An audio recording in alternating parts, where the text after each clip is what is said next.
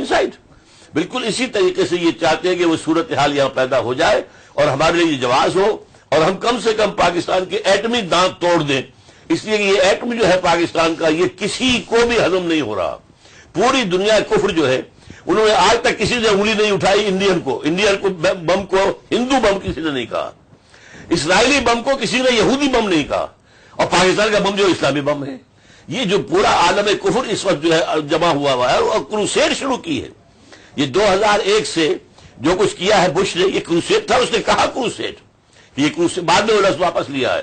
لیکن میرے پاس تو ایک اور شہادت موجود ہے کہ ایک مہینے پہلے یہ جو 9/11/2001 ہے اس سے ایک مہینے پہلے دی فلیڈلفیا ٹرمپٹ رسالہ نکلتا ہے فلیڈلفیا سے, اس کے ایڈیٹر نے براڈ بہت بولڈ الفاظ میں لکھا ہے اپنے اس رسالے کے اندر کہ many people think that crusades are a matter of the past, over forever, but they are wrong. Preparations are being made for the last crusade, which will be the bloodiest of all. This is Jerry Fletcher, the editor of Philadelphia Trumpet. اور یہ millions میں چھپتا ہے رسالہ. اس سے آپ اندازہ کیجئے, گھر کا بیدی بتا رہا ہے کہ یہ کروسیڈ ہے جو شروع کی گئی ہے. اور افغانستان کو نمبر 1 اسی لیے لیا گیا ہے کہ یہاں اسلام کی ایک اچھائی ظاہر ہو رہی تھی, کہ چند سزائیں نافذ کی گئی ہیں اور 100% جو ہے امن ہو گیا. اسلام کی ایک جو اچھائی سامنے آ رہی تھی, تو انہوں نے یہ سمجھا کہ یہ اسلام تو ایک نظام کی حیثیت سے دنیا پر چھا جائے گا. تو یہ صورتحال اس وقت ہے. تو ہمیں کرنا ہوگا, باقی یہ کہ ہم طالبان کو برا کہہ کر صرف اپنے دل کی بھڑاس نہ نکالنا, یہ بھی تو دیکھیں کہ ان کے ساتھ ہوا کیا ہے. یہ جو عرب ہیں جن کو یہ سمجھتے ہیں سب سے بڑے مجرم ہیں, اور جن کو ہم نے بھی پکڑ کر بیچا ہے امریکہ کے ہاتھ, اور پتہ نہیں کتنے ملینز جو ہے لیے ہیں, اور یہ بھی پتہ نہیں گئے کہاں ہیں, وہ کس کی تجوری میں وہ پیسہ گیا ہے کسی کو پتہ نہیں ہے. یہ کون لوگ تھے؟ انہیں عین امریکہ کی طرف سے اور جہاد کا غلغلہ بند کر کے جو روس کے خلاف جہاد جب ہو رہا تھا وہ لے کر آیا تھا, امریکہ ان کو لے کر آیا تھا. Osama bin Laden was working as a recruiting agent for CIA. In the same way Omar Abdul Rahman was working, in the same way Abdullah Azzam was working. وہ سب کیا تھا؟ کیونکہ وہ اپنی جگہ سمجھتے تھے یہاں اسلامی جہاد ہو رہا ہے, اس کے نتیجے میں یہاں اسلام قائم ہوگا, لہذا پیپل کم ہیئر, یہ نیکی کا دریا بہ رہا ہے, یہاں سے فائدہ اٹھاؤ, یہاں پر شہادت کی موت ملے گی تو, اور یہ کہ یہاں اسلام آئے گا. یہ بات دوسری ہے کہ وہ کام نہیں ہو سکا, یہ علیحدہ بات ہے.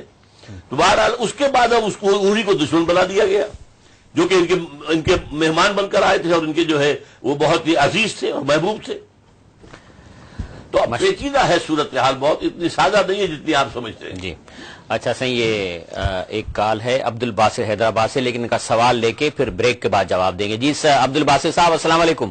وعلیکم السلام جناب, میں ڈاکٹر صاحب سے بات کرنا چاہ رہا تھا. جی فرمائیے, ڈاکٹر صاحب سن رہے ہیں. جی ہاں ڈاکٹر صاحب, اس موجودہ دور میں امت مسلمہ کے حوالے سے میں بات کرنا چاہ رہا ہوں کہ دو بڑی قوموں میں جو بنیادی تضاد پایا جاتا ہے وہ تو مسلمانوں کے اگینسٹ جا کے اکٹھا ہو سکتے ہیں, مگر اس وقت جو موجودہ حالات میں مسلمان جو مختلف لوگ موجود ہیں ان میں آپس میں اتحاد کیوں نہیں ہو رہا, اس کے لیے ہماری کیا کاوشیں, اسپیشلی آپ باہمی تنظیم اسلامی کے حوالے سے میں بات کرنا چاہ رہا ہوں کہ آپ بھی پائی کے مقرر رہ چکے ہیں موجود ہیں, تو اس میں آپ بھی ان بڑے لوگوں کو جو دیگر مقابلے فکر ہیں ان کو اکٹھا کیوں نہیں کر پا رہے ہیں؟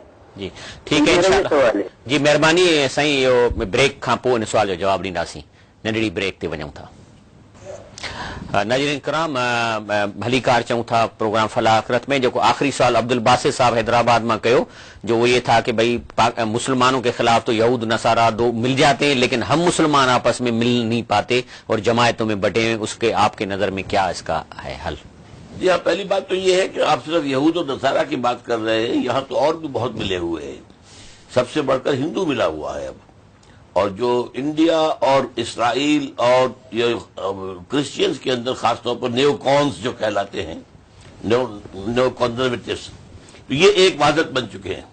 مسلمانوں کا معاملہ یہ ہے کہ جیسے کوئی ایک شخص بیمار ہو جائے, بوڑھا ہو جائے, تو اس کے اندر بہت سے عوارض پیدا ہو جاتے ہیں.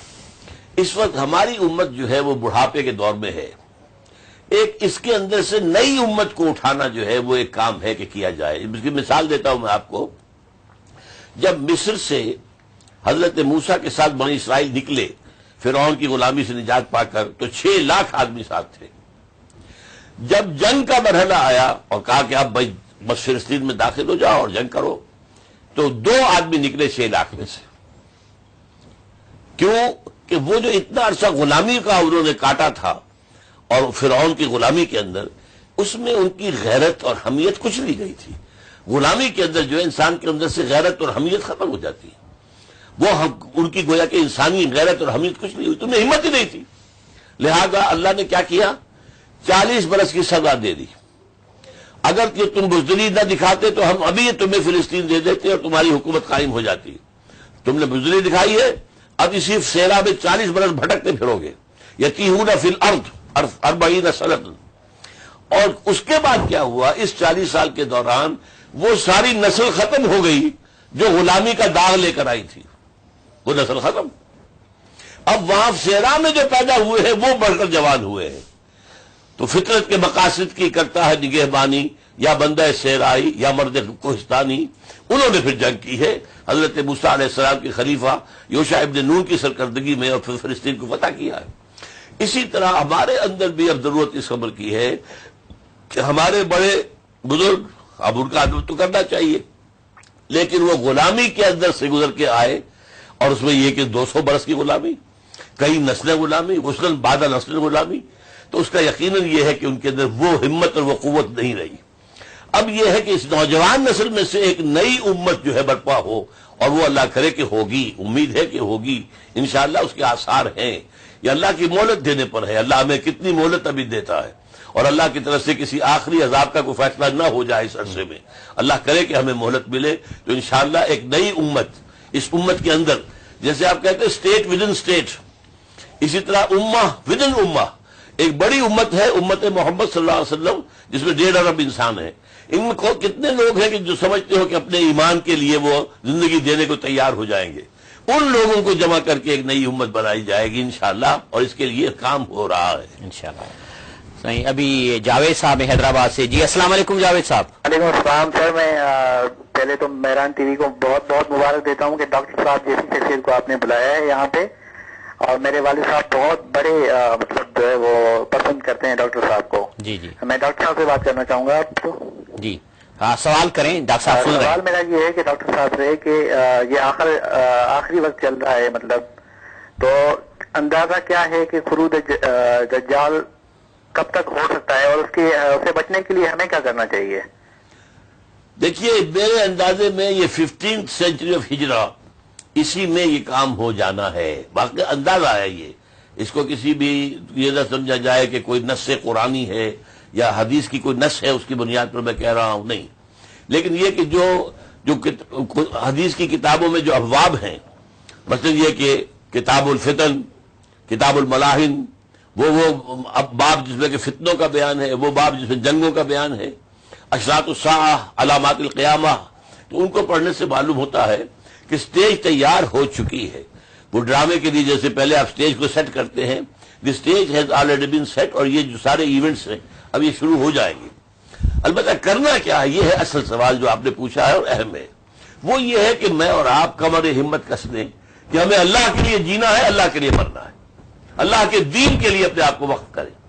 دنیا کی زندگی تو گزر ہی جائے گی. آپ نے کوئی بہت بڑا بنگلہ بنا لیا، وہ اگر ڈیفنس ہاؤسنگ سوسائٹی میں، تب بھی ایک دن تو وہاں سے نکال دیے جائیں گے نا. وہاں سے نکال جا کے اور قبر کے اندر آپ کو ڈال دیا جائے گا. یہ زندگی ان کاموں کے لیے نہ لگائیں، زندگی اللہ کے لیے. ان صلاتی و نسکی و محیایا و مماتی للہ رب العالمین. Then you have to make a research کہ یہ جتنے بھی دینی جماعتیں ہمارے ہاں ہیں یہ کیسی ہیں، کیا کام کرنا چاہ رہی ہیں، کیا میتھڈالوجی ہے، کیا ان کا فلسفہ ہے، کیا ان کا طریقہ کار ہے. اور ان کے قریب ہو کر، ان کی قیادت کے خاص طور پر قریب جا کر دیکھیں کہ خلوص کی خوشبو آتی ہے کہ نہیں آتی. یہ انسان کا دل بتا دیتا ہے. انسان کے اندر یہ سکس سینس جسے ہم کہتے ہیں، یہ سکس سینس ہوتی ہے، پتہ چل جاتا ہے کہ یہ شخص جو ہے یہ واقعتاً ہی مینس واٹ ہی سیز، اور یہ شخص جو کچھ کہہ رہا ہے ایسے بات بنا رہا ہے، خود سازی کر رہا ہے. لہذا یہ کام کر کے، ان کا پوری طرح مطالعہ کر کے، جس پر دل ٹھوک جائے شامل ہو جائے، کام کریں. کام کرنا چاہیے اب، اور اس کا عام کرے پیغام کو، اور یہ کہ جس جماعت پر دل ٹھکے اس میں شامل ہو جائے. صحیح. ابھی یہ ہمارے پاس مہراپور سے غلام مصطفیٰ صاحب. السلام علیکم غلام مصطفیٰ صاحب. وعلیکم السلام سر، میں ڈاکٹر سلام احمد سے بات کرنا چاہتا ہوں. جی فرمائیے. سر میں کہنا چاہتا ہوں کہ انڈیا میں جو پابندیاں لگی ہیں ڈاکٹر ذاکر نائک پہ، تو وہ کیوں لگائی ہیں؟ اور لگائی ہمارے مسلمانوں نے ہی ہیں، اس وجہ سے لگائی ہیں. ہمارے مسلمان ایک دوسرے کو کیوں کاٹتے ہیں؟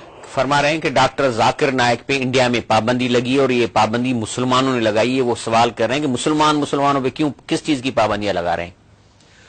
اصل میں کوئی سرکاری سطح پر تو وہاں پابندی نہیں لگی ہے، اور یہاں پر بھی نہیں لگی. یہاں پر بھی جو ہے بعض حضرات نے میرے خلاف ایجیٹیشن کیا تھا، تو بعض ٹی وی چینل والے جو ہے وہ پھر ڈر گئے کہ خام خواہ توڑ پھوڑ ہوگی، تو انہوں نے مناسب سمجھا کہ میرا پروگرام بند کر دیں. وہ اصل میں ہمارے ہاں کی فرقے واریت ہے، یہ فرقہ پرستی ہے اصل میں، کہ جو ہمیں اندر ہی اندر کھوکھلا کر رہی ہے. ڈاکٹر ذاکر نائک کی بات کریں. ڈاکٹر ذاکر نائک کی بھی بات یہ ہوئی ہے کہ انہوں نے کوئی جملہ ایسے کہہ دیا تھا جو ہمارے اہل تشیع بھائیوں کو بہت برا لگا.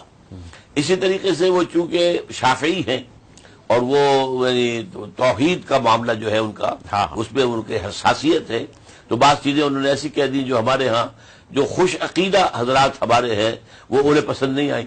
تو یہ تو ہوگا، کون شخص ہے دنیا میں، نبی کو ماننے والے سب نہیں تھے تو کون اور ہوگا جسے سب مان لیں گے؟